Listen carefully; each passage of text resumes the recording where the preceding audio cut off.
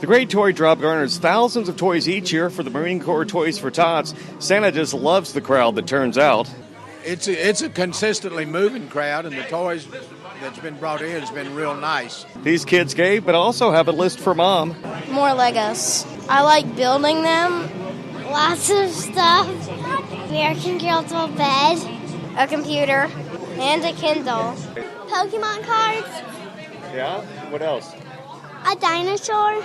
Great Toy Drop is sponsored by Publix, Fox 5, Q100, and News Radio. From the Great Toy Drop at Publix on Sandy Plains Road, Scott Kimbler, News Radio 1067.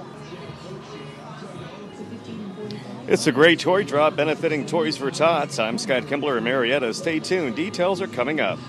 Attorney General Holder said the investigation into the Michael Brown death continues, but State Senator Vincent Fort was among the demonstrators, and he predicts Justice Department will do nothing regarding Michael Brown. Whether it's Mike Brown, Trayvon Martin, or Baby Boo Boo, when you don't prosecute the police for their misdeeds, it makes it more likely that they'll happen again.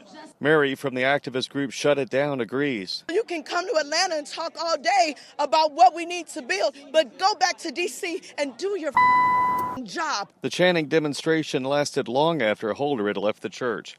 From Ebenezer Baptist Church, Scott Kimbler, News Radio 1067. Some demonstrators in Atlanta don't have faith in Washington. You can come to Atlanta and talk all day. I'm Scott Kimbler downtown. I'll explain straight ahead. Some folks in the Auburn area were taken aback by news that racist emails were sent to Ebenezer Baptist Church, the home church of Dr. Martin Luther King Jr.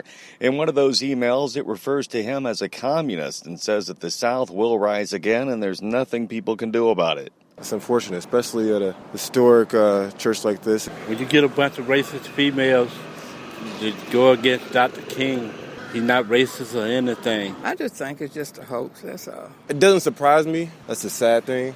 With this on the heels of the Confederate flags being left at the site just last week, Atlanta police are taking this and any threat against the church very seriously. From Ebenezer Baptist Church, Scott Kimbler, News Radio 1067. The kids who came and enjoyed the ongoing Christmas music, the decorations, and of course the food are either cancer patients or cancer survivors from the Sunshine House and Bert's Big Adventure. Angel and Jeremy were quite taken aback by Christmas at the castle. I love the Christmas party and the brownies were great. I liked a lot of things about it. Probably the whole entire thing. It was great. I just can't describe it. Rhodes Hall swings open the doors for all kids Saturday and every weekend through the 20th. These kids and those to come also get to meet the jolliest elf of all. Ho, ho, ho! At Rhodes Hall, Scott Kimbler, News Radio 1067. Special kids have a special night at the Castle on Peachtree.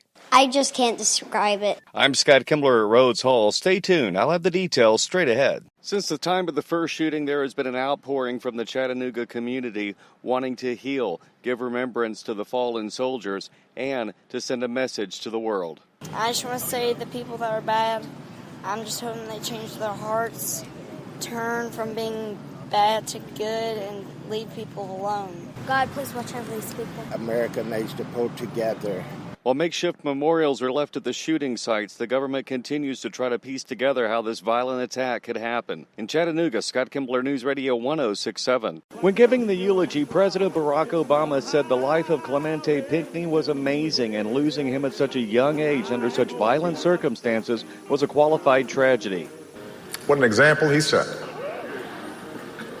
What a model for his faith. And then to lose him at 41, slain in his sanctuary. However, the president went on to say that the peaceful response that they have been receiving in the city of Charleston is the way to go. Blinded by hatred, he failed to comprehend what Reverend Pinckney so well understood: the power of God's grace. Services will continue into this weekend for other victims of the Emanuel 9. Scott Kimbler, Charleston.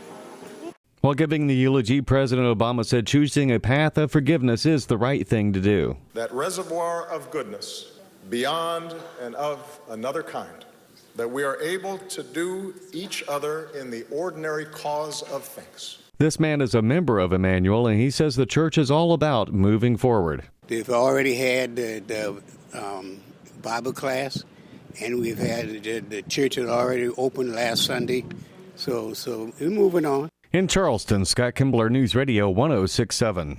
The former president and Mrs. Carter found out that Jimmy Carter had 4 spots of melanoma on his brain material during a follow-up examination after a mass of cancer was removed from his liver. So I would say that night and the next day until I came back up to Emory, I just thought I had a few weeks left. But I was surprisingly at ease. And I was pleasantly surprised that I didn't go into an attitude of despair or anger or anything like that. I was just completely at ease. Carter says it was a good chapter in his life to live in the White House, but says that he considers his humanitarian efforts following the White House to be his greatest accomplishments. Near Carter's center is Manuel's Tavern, where, as a state lawmaker and governor, Jimmy Carter was known to frequent the establishment. The people there wish Carter the best. It's sad. But, his faith and everything, I think, will get him through this. I hope that he pulls through and that he's okay. He was a great president. You got to love Jimmy Carter. He's always been respected. Soldiers don't talk smack about President Carter, that's for sure. For a better country with Jimmy Carter. Carter has already begun chemotherapy treatments at Emory University and, according to him, is responding very well. In Atlanta, I'm Scott Kimbler. Dirk? It's 9 o'clock. Good evening. I'm Scott Kimbler at the Ackerman Security News Desk, and here's what's happening. A pool party gets out of hand in Fayette County when a shooting happens at a house party. 1 person killed, 4 others wounded. Our Denise Dillon with Fox 5 News has more. A lot of young people, as in more than 200. 2 were taken to Atlanta Medical Center. The 5th person who was shot didn't make it. That person, a 19-year-old man, died later at Piedmont Fayette Hospital. The latest effort to bring a local veteran home got underway this weekend in Kennesaw. Volunteers Saturday gathered at Shiloh Hills Baptist Church to help search for Chase Massner. The 26-year-old vet was last seen at his friend's house on Farm Brick Lane in Kennesaw over a year ago. Norm Brazel, one of the volunteers, tells Fox 5 searching the rugged landscape on horseback actually boosted their efforts. A ground person walking is only going to be 5 or 6 feet tall. But you get on one of these horses, now you're 7, 8 feet up in the air. You have such a better angle of vision. You can see further. Massner, who again has not been seen in a year, is a resident of McCanton and a father of 2. This weekend, civil rights and religious leaders, along with law enforcement from across Georgia, met at Morehouse College to take part in the Bridge the Divide town hall meeting. The meeting addressed the issue of officer-involved shootings in an effort to find ways to bring together local citizens and their police departments. One of the attendees tells Fox 5 it was about more than only fostering a bond between these residents and cops. Coming together, not law enforcement and community, but as all children of God.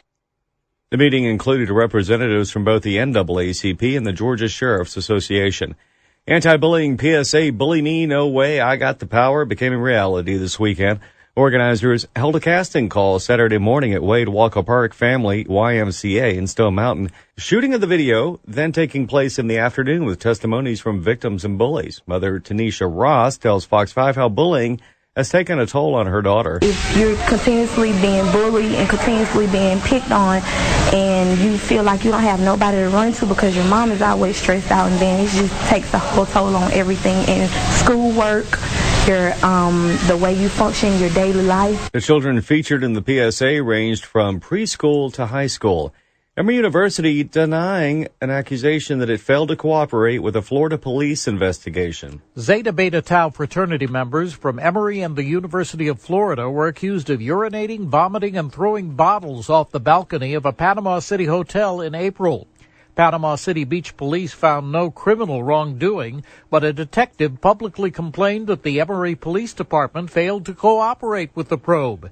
In a statement, Emory says it tried to help, but it says university police were unable to interview the students before they left campus at the end of the school term.